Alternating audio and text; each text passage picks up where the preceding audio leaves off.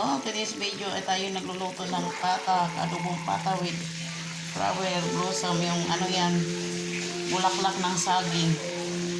Ayan siya guys, puro laman-laman lang yung nilagay natin na baboy. Ayoko lang tawa. Yan. Yan siya guys, ating adobong pata for today. Yan, ginisa lang yan siya. Simpleng luto lang guys. Adobo. Pamintang buo, sibuyas, bawang, ayan.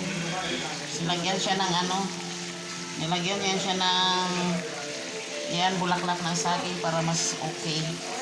Yan siya ang ating menu for today. Yan ang ulam natin yan for dinner. Yan. Yan siya guys, yan. Yan siya guys, ang ating video for today. Yan ang dinner natin. Yan, thank you so much guys sa pagtangkilik ng ating mga munting video. Yan, thank you so much. Bye bye.